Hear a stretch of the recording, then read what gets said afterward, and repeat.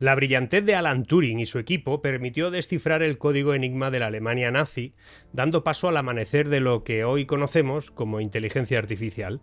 Aquella semilla de genialidad plantada en los tiempos más oscuros de la historia humana, pues ha crecido y prosperado, transformándose en un robusto árbol de crecimiento y progreso.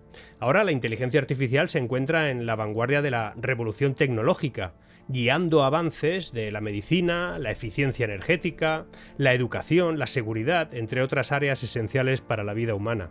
Pero en una ironía amarga, los gobiernos, que deberían ser los jardineros que cuidan y fomentan ese árbol de innovación, pues parecen cada vez más dispuestos a controlar su crecimiento y a impedir pues que nos beneficiemos todos de ella. En el presente nos enfrentamos a un escenario sorprendente. La propuesta de la Organización de las Naciones Unidas, la ONU, y el gobierno español, entre otros, de establecer un organismo regulador de la inteligencia artificial es un ejemplo claro de que no todo el mundo lo ve igual. Es más fácil meter miedo a la gente que desconoce realmente qué es la inteligencia artificial.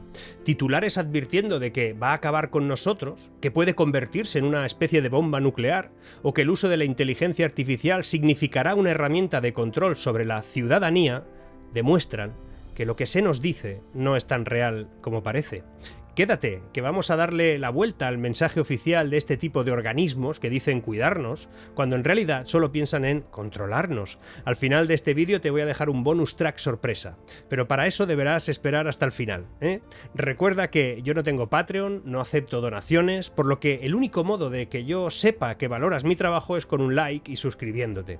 Además, no dejes de comentar, porque cuando tengo tiempo, y este fin de semana voy a tener, reviso todas vuestras opiniones. Lo dicho, no te vayas, que lo de hoy también te interesa.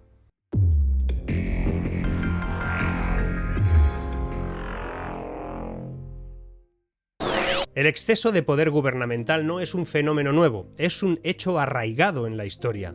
Y el episodio de la prohibición, por ejemplo, que te explicaré, de la venta de pan rebanado durante la Segunda Guerra Mundial, liderada por Franklin Roosevelt, es un ejemplo perfecto de ello. Recuerda que cuando el Estado interviene, cuando los grandes organismos regulan, suele ser siempre un inconveniente. Te lo voy a demostrar.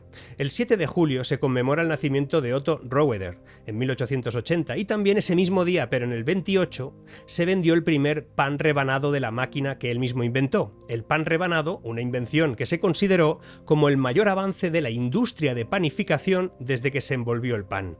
Cambió la forma de vida de las amas de casa estadounidenses porque les salvó de posibles cortes mientras rebanaban el pan en hogazas enteras. Roeder era un joyero e inventor nacido en Iowa. Celebró su 48 cumpleaños el mismo día que se vendió la primera rebanada de pan en su máquina. Un logro que le permitió obtener 7 patentes y seguramente más ingresos que en su oficio original como joyero. En medio de ese triunfo entra en escena Claude Wickar, el secretario de Agricultura de la FDR de Estados Unidos, quien el 18 de enero del 43 decidió prohibir la venta de pan rebanado. Se ha discutido el porqué de esta prohibición, pero lo más probable es que se debiera a una estrategia de ahorro de papel encerado y otros recursos que se utilizaban en la producción de pan, que eran necesarios además para la producción bélica, estaban en la Segunda Guerra Mundial.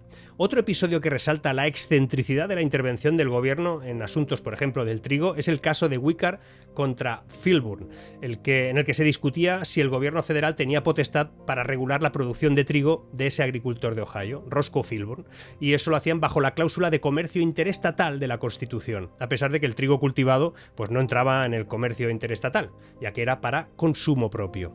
Este caso no solo estableció un precedente peligroso en cuanto a la intervención del gobierno federal en casi todas las actividades económicas productivas, sino que también puso de manifiesto la naturaleza arbitraria de la interpretación de cualquier cláusula constitucional, incluidas las de la libertad, transformando una acción no comercial y local en un asunto de comercio interestatal. El argumento de la Corte fue que si Filburn utilizaba su trigo para alimentar a su propio ganado, no estaría comprándolo a otros productores, lo que afectaría a la oferta y a la demanda en el mercado.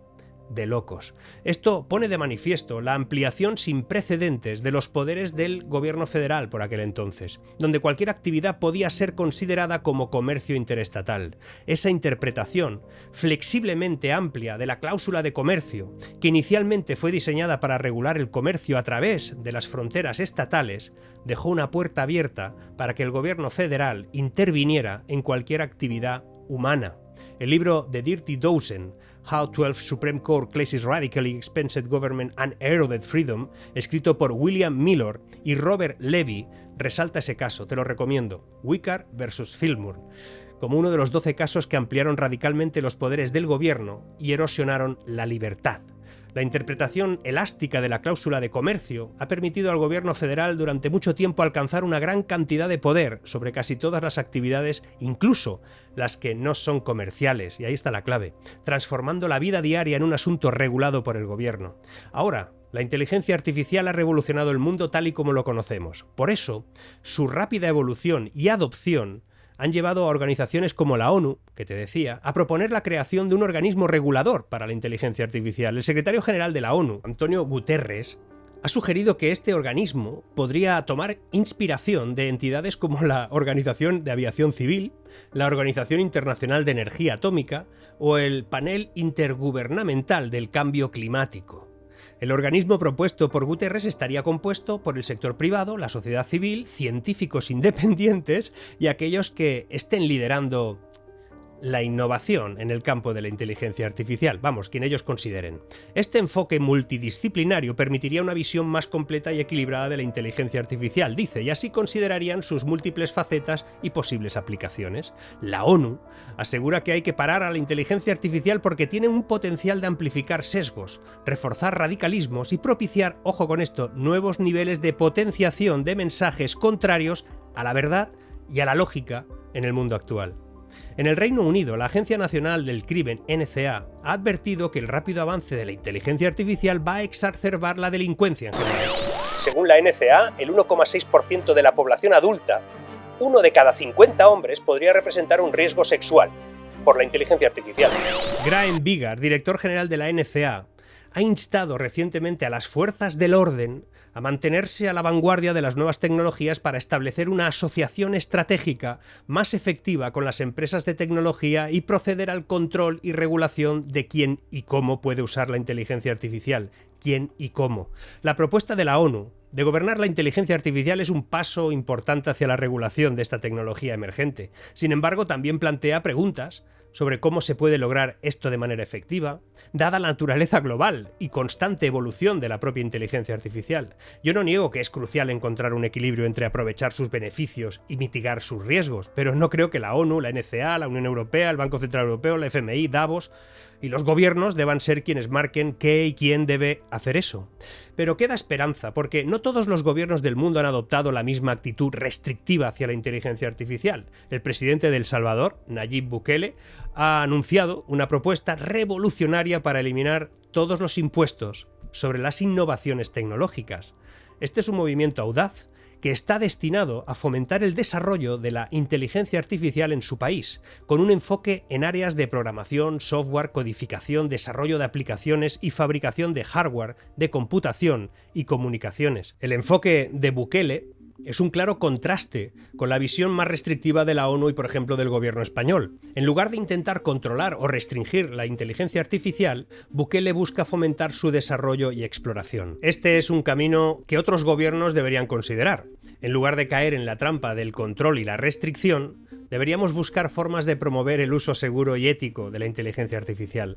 La inteligencia artificial es, en última instancia, una herramienta, una que tiene el potencial de ser utilizada tanto para el bien como para el mal, no lo dudo. Pero la cuestión no es si la inteligencia artificial es intrínsecamente buena o mala, sino cómo la usamos. No podemos permitir que nuestros miedos nos lleven a sofocar la promesa que la inteligencia artificial representa. Es nuestra responsabilidad garantizar que la inteligencia artificial se utiliza para liberar nuestro potencial, no para encadenarlo. El gran desafío que tenemos por delante es encontrar el equilibrio. Es una labor delicada pero crucial y debemos abordarla con cuidado y prudencia. No podemos permitirnos repetir esos errores del pasado. El sueño de Turing, el de una máquina inteligente capaz de cambiar el mundo para mejor, no puede ser sofocado por las sombras de Roosevelt, Stalin, Klaus Schwab o similares. La inteligencia artificial es como una semilla. En las manos correctas, con el cuidado y la atención adecuada, puede crecer hasta convertirse en un árbol frondoso, ofreciendo sombras y frutos. El problema es que hay quien piensa mejor descuidarla, no facilitarla, no ayudarla y reducirla a un mero arbusto, incapaz de alcanzar su verdadero potencial. Entonces, ¿cuál será nuestro camino? ¿Seremos los jardineros cuidadosos que permitan que la inteligencia artificial alcance su mayor potencial o seremos los que la estrangulan con el yugo del control y la regulación excesiva? ¿No te das cuenta que las CBDC y el control que significan sobre las finanzas y el progreso del capital en manos de las personas es lo mismo que pretenden con la regulación de la inteligencia artificial? ¿No te das cuenta que la inteligencia artificial y el efectivo digital descentralizado como Bitcoin tienen una relación absoluta si lo contemplamos desde la perspectiva de la libertad individual de uso y acceso a algo que los gobiernos no quieren que tengamos? Entonces, ¿qué tipo de economía queremos cultivar? ¿Será una economía que esté marcada por la innovación y el crecimiento, impulsada por los vientos de la libertad y la autonomía? ¿O será una economía que esté limitada por las cadenas de la regulación y el control, sofocada por la sombra de un gobierno y unas instituciones omnipresentes? Así como un mercado libre permite a las empresas y a los individuos explorar, innovar, crecer, también necesitamos un espacio libre para la inteligencia artificial, un espacio donde pueda explorar, innovar y crecer. La inteligencia artificial es como la moneda de una nueva economía, una economía de ideas y posibilidades. Pero como con cualquier moneda, su valor depende de cómo la usemos. ¿La usaremos para enriquecernos? ¿Para abrir nuevas oportunidades y posibilidades? ¿O piensan obligarnos a utilizarla para limitarnos, para cerrar puertas y para construir muros? El futuro está en nuestras manos. Y al final, que cualquier economía, o como cualquier economía, el éxito dependerá de nosotros. ¿Seremos los ciudadanos audaces, esos que toman riesgos y buscan nuevas oportunidades con herramientas nuevas? ¿O seremos los burócratas temerosos que se aferran al status quo y rechazan el cambio? No sé. A medida que avanzamos en este nuevo mundo de la inteligencia artificial, recordemos siempre que somos nosotros quienes deciden. Y recordemos siempre que, con cada decisión que tomemos, estaremos moldeando el futuro de la inteligencia artificial, y con ella el futuro de todos nosotros. Si lo deciden otros, no lo moldeamos nosotros. Porque la inteligencia artificial no es solo una tecnología, es una fuerza económica, una fuerza que tiene el poder de cambiar el mundo. Y esa fuerza está en nuestras manos, o debería. La usaremos para construir o para destruir, para liberar o para controlar. La elección es nuestra. Y esa elección determinará el futuro de la inteligencia artificial y con ella el futuro de todos nosotros. No es opcional. La historia está repleta de ejemplos de élites poderosas que se esforzaron en mantener a las masas en la oscuridad para preservar su poder. Tal vez uno de los ejemplos más notables sea el de la Iglesia Católica, no la de ahora, la de la Edad Media. Durante siglos, la Iglesia Católica fue la guardiana única y absoluta del conocimiento y de la información. El latín era el idioma de los estudiosos y la liturgia, lo que significaba que solo un puñado de personas educadas tenían acceso a los textos sagrados y a los escritos filosóficos. Este control sobre la información permitió a la Iglesia mantener una posición de poder y autoridad que era incuestionable. La llegada de la imprenta en el siglo XV fue un golpe catastrófico para ese sistema de control de la información. Por primera vez, los libros podían ser producidos en masa y a un costo asequible, lo que permitía a un público mucho más amplio tener acceso al conocimiento. Más importante aún, la Biblia podía ser traducida a lenguas vernáculas, rompiendo el monopolio del latín y permitiendo a las personas comunes leer e interpretar a su manera las escrituras por sí mismas. Ya no había una orden directa. La Iglesia vio esto como una amenaza directa a su autoridad y respondió con furia. Los traductores de la Biblia, como William Tyndale, fueron perseguidos y ejecutados. Los libros fueron censurados y quemados. Pero a pesar de estos esfuerzos, la revolución de la imprenta no pudo ser detenida. La información y el conocimiento ya se habían democratizado y el poder de la Iglesia se vio permanentemente reducido. Hoy en día, estamos en medio de una revolución similar con la inteligencia artificial. Al igual que la imprenta en su día, la inteligencia artificial tiene el potencial de democratizar el acceso a la información, con una herramienta de conocimiento a una escala jamás vista. Y al igual que la Iglesia en la Edad Media, los gobiernos y las instituciones, las élites poderosas, ven en esto una amenaza. Temen la inteligencia artificial porque temen perder el control. La temen como temen a Bitcoin. Temen que si las personas comunes tienen acceso a la inteligencia artificial y pueden usarla para acceder a una potencia de información como nunca y de conocimiento, su poder y su autoridad se verán amenazados. Por eso buscan regular y controlar a esta herramienta, para mantenerla fuera del alcance de las personas comunes y preservar su propio poder. Pero al igual que la revolución de la imprenta, la de la inteligencia artificial no puede ser detenida. Ya está aquí y está cambiando el mundo, tal y como lo conocemos. Y a pesar de que se esfuerzan esos poderosos por controlarla, por regularla, la inteligencia artificial eventualmente se va a democratizar. La cuestión es si permitiremos que este proceso se desarrolle de manera natural, permitiendo que crezca y evolucione de acuerdo con las necesidades y los deseos de las personas, o sin embargo vamos a permitir que sea estrangulada, que se regule, que se controle, que se restrinja y que se limite para proteger los intereses de los poderosos. Nunca antes los poderosos habían logrado diseñar un discurso tan efectivo contra algo. Fíjate, llevamos años luchando contra el control social. Esta vez han conseguido que muchos que están en contra de ese control social, de esa dependencia, crean que la inteligencia artificial es control y dependencia. Es muy sofisticado, pero lo han logrado. ¿No te extraña que los que quieren controlarte ahora cuiden de ti diciendo que la inteligencia artificial es mala y ellos saben cómo evitar que te hagas daño? No se puede fumar y dejar de fumar a la vez. Una de las dos cosas no es verdad. No puede ser que velen por nosotros los mismos que velan por controlarnos. Piénsalo. Y ahora el bonus track que te decía. Es la intervención que tuve sobre inteligencia artificial en el programa Horizonte hace unos días. Hablábamos de inteligencia artificial, de resurrección digital, de algunas herramientas que ahora mismo ponen todo en jaque desde el punto de vista de los negocios.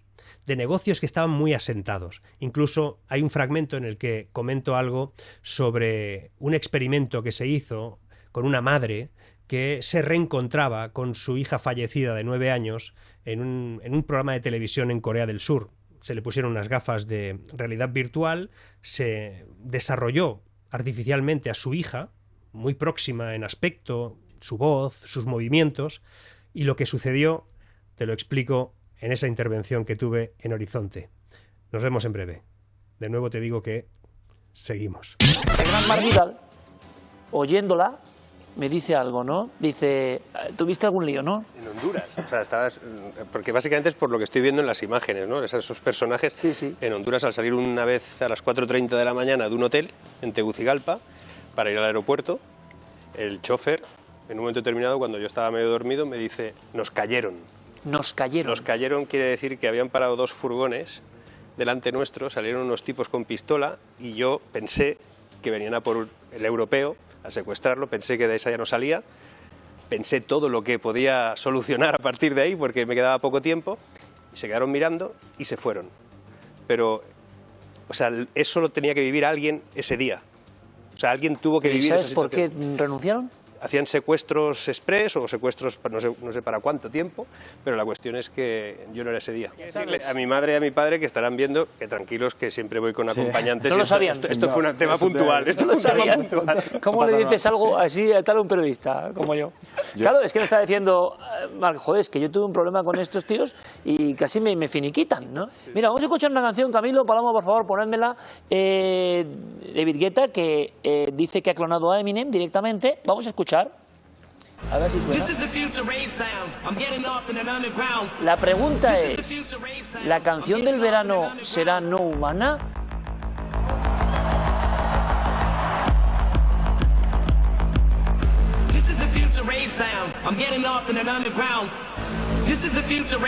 Bien, muy reiterativo, como suele ser el amigo de David Guetta, pero el asunto es que Eminem no canta con él, que ha clonado su voz.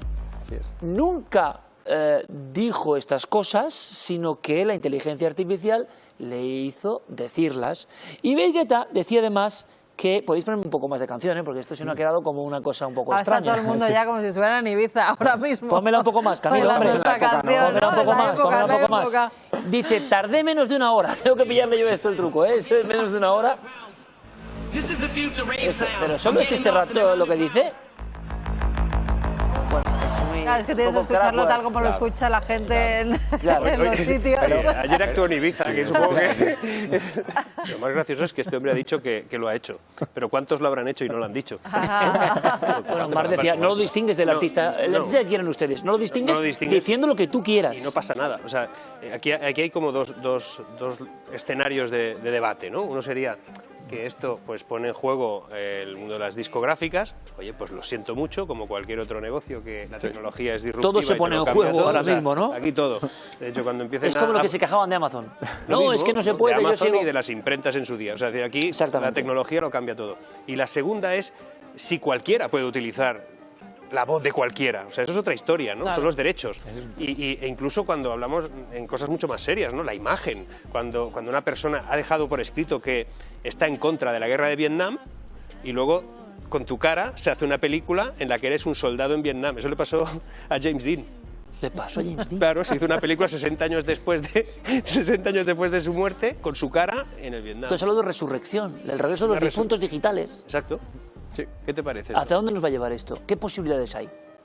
Nos lleva a algo súper interesante, ¿no? Que es, por un lado, el debate sobre la propia identidad, ¿no? Hasta dónde nuestra identidad somos nosotros, si estamos vivos o no, si la identidad es lo que nosotros sentimos o es lo que los demás perciben. Todo ese debate es súper interesante. Y además, ¿dónde están los derechos sobre el uso de la imagen de alguien que ya no está viva? Porque normalmente eso es una herencia, ¿no? Es decir, los derechos sobre alguien famoso, la herencia es de los familiares, pero ¿y si no es famoso? ¿Quién es el heredero de la imagen de alguien que empieza a ser importante en un momento determinado? Por ejemplo, tal vez niño es interesante dentro de 10 años para hacer un anuncio de... No sé, de afeitado. De afeitado, exactamente. Porque es la cara ideal que ha dicho una inteligencia artificial que ha buscado todas las caras de la historia en los últimos 20 años. La de niño. Y elige la de él. ¿Quién es el propietario de eso? Cuando vuelques una imagen, tú le quitas el sello. Y hay tecnologías que podrían dejar arrastre, ¿no? Sí. Hablamos de la cadena de bloques, por ejemplo, que puede buscar ahí alguna fórmula, trazabilidades y tal, pero bueno, eso al final te la podrás acabar saltando. Pero yo no le veo nada malo. Vamos a ver, yo soy fan de Guns N' Roses. Estos van a dejar de tocar pronto ya, ¿no? Y tú vas a poder tener canciones... Entonces, imaginemos que Guns N' Roses puede seguir creando canciones independientemente de que no sea Guns N' Roses. Bueno, pero es que para ellos sería un gran negocio también, ¿eh? Aparte del negocio, pero en lo emocional... O sea, sí. ¿Por qué los Beatles no han vuelto a grabar? Pues porque no están... Pues, y si se pudiera crear algo que realmente sería lo que crearían los Beatles y hoy en día podemos hacerlo con inteligencia artificial. Es lo que se está pensando, ¿no? Bueno, el tema de los Beatles es noticia, ¿no?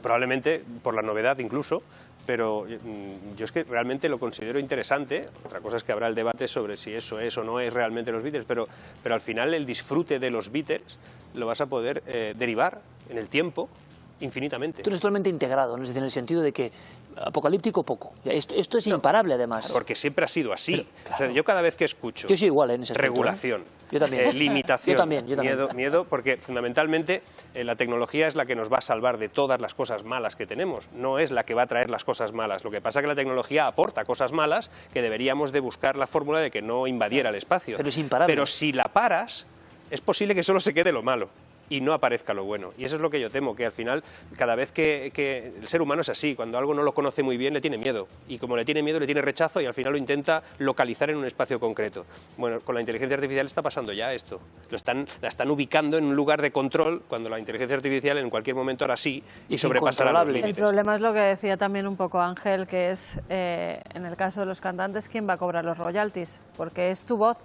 Pero tú no has trabajado en hacer esas canciones, en cantar y en nada, y entonces pueden decir, oiga, hemos cogido su voz, los derechos de autor son sobre el compositor, claro, mayoritariamente. Es decir, tú puedes cantar una canción y morirte pobre. Pero tú y yo no podemos coger, no sé, al Fari y empezar a hacer cosas tú y yo así. ¿Quién es el autor? Sería la cosa. Bueno, es como un collage, claro. La gente, desde que existe en redes, coge el canal de Mar Vidal, de enorme éxito, y lo clona, y lo hace, y lo monetiza. Hasta que, bueno, eso siempre va a ocurrir porque existe. El preocupa es que estamos poniendo peros a cosas que... Hay mucha gente muy preocupada. Sí, muy preocupada. Y si miramos en la historia, el ser humano se ha encontrado en esa disyuntiva constantemente. Cuidado que... Y luego hemos visto que el ser humano sabe gestionar todo eso. Hay un caso sobre cómo la inteligencia artificial se puede utilizar vinculándolo con, bueno, en este caso con la realidad virtual, ¿no? Y es un caso en Corea del Sur. Una mujer que había fallecido su hija de 6 años. En un programa de televisión consideran que pueden hacer una prueba, que ella está de acuerdo, en la que le ponen unas gafas de inteligencia, o sea, de realidad virtual, y clonan virtualmente a la hija con una imagen muy similar, con la misma voz, con los mismos gestos, todo estudiado de las filmaciones que tienen de la niña. La mujer, hay un momento en que pide por favor que no la desconecten, porque es su hija. Entonces, el ser humano, esto tiene un debate ético brutal, pero resulta que los psicólogos que trataron a esa mujer después dijeron que había mejorado sensiblemente. Ahí la tienes, es esto, Marc. exactamente esto. Cuéntanos, por favor. Oh, me acuerdo de esta imagen. Lo que Ves en Futura, tú, lo ¿no? conté, sí. Claro, nosotros estamos Bueno, esto viendo es brutal. la Era brutal. escena, ella la está viendo en primera persona, obviamente, Esto es brutal. y nosotros ahora lo vemos ya como unos gráficos más bien todavía deficientes, ahora sería mucho mejor, pero en ese momento era lo mejor que se podía hacer. La madre hay un momento en que incluso la niña le dice, mamá, ¿dónde has estado todo este tiempo? Te he estado esperando en este jardín. A mí se pone la piel de gallina, No, o sea, y a mí, el conflicto es brutal. emocional y ético que se produce es enorme. Los psicólogos que trataron a esta mujer después dijeron que había hecho una evolución positiva después de este encuentro. Claro, dices, la tecnología vamos a saber utilizarla para la parte buena de esta cosa que es muy difícil de analizar desde el punto de vista ético. Yo estoy convencido de que sí, porque siempre ha sido así. El ser humano siempre ha sido capaz de encontrar. Si ahora mismo no tenemos un problema con la identificación de lo real y lo no real por la inteligencia artificial, aprenderemos a que eso da igual, porque no sabremos distinguirlo. Aprenderemos a saber que no pasa nada y tendremos algún tipo de vida en que eso no incorporará ningún problema en nuestra Estoy existencia. muy de acuerdo contigo. También se habló por parte de otros psicólogos de que no había hecho el duelo, o sea, no le habían dejado cerrar por fin el duelo que tiene que pasar toda persona, y más cuando se va un hijo. Había sido como una doble despedida que decían que en el futuro podía perjudicar a esta mujer. Se habían doctores enfrentados. Resultó ser Totalmente. ciertamente positivo. O sea, por lo menos en los análisis que yo he podido leer, resultó ser positivo. A lo mejor no pasa con todas las personas, es una cosa que evidentemente hay que cogerlo muy así, pero sinceramente lo que yo extraigo de esto es que nos vamos a acostumbrar a la gestión de los simil. Que el ser humano siempre Vamos a encontrar la asimila. manera. Sí, Perdona, pero verdad. el problema no era que los escritores dejaran de escribir. No, el problema estaba en que a alguien le preocupaba la transmisión del conocimiento que se hacía con la imprenta, ¿no? Pero fíjate lo rápido que va todo y tiene mucho que ver con eso. En el momento que nació Internet, recordad aquellos titulares, aquellos informativos en que solo se sacaban noticias de que en Internet había estafas o porno. No había nada Y más. venta de armas, No, y venta de no armas. aparecía nada más, ¿no? Bueno, es que al principio había mucho de eso, ¿eh? O sea, al No, principio esa es la impresión que era tuvimos. terrible, ¿eh? Porque yo no veía nada de todo Ya. eso. Depende No, de lo que no. tú... Papá, mamá, yo no veía nada de todo eso. Yo me acuerdo, uno de los primeros reportajes de Los pedofilia. salmos exactos. Yo creo sinceramente que la inteligencia artificial y la tecnología al nivel más profundo lo que va a sacar es nuestra máxima humanidad. Por ejemplo, cuando se inventaron las calculadoras, o por lo menos se hicieron populares, hubo una profesión, ¿no?, que consideró que se iba a acabar su plan de vida, ¿no?, que eran los matemáticos, no los calculistas. Los matemáticos pusieron el grito en el cielo. ¿Ah, sí? Sí. Incluso hay titulares, hubo manifestaciones en algunos lugares de Estados Unidos para que no se utilizaran las matemáticos, que incluso tenían artículos de opinión en una revista matemática mundial, empezaron a incorporar un detalle que nos va a ser fundamental ahora, y es que decían, hemos descubierto que esta máquina, que no falla, que es muy rápida, que es certera, que calcula como nadie, depende de lo que yo le pregunte.